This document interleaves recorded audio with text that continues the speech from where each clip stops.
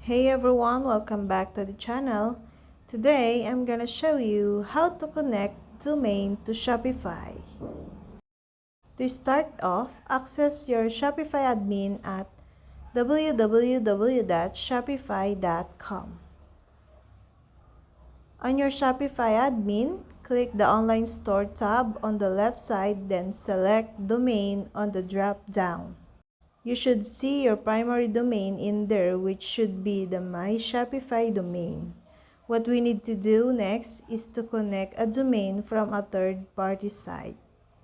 Click the Connect Existing Domain located on top, then type the domain that you have on the field and click Next.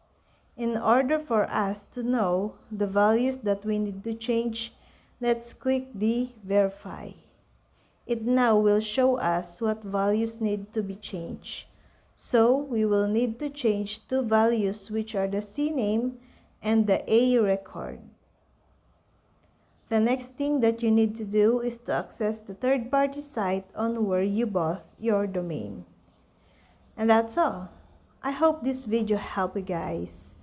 For more videos, subscribe to our YouTube channel.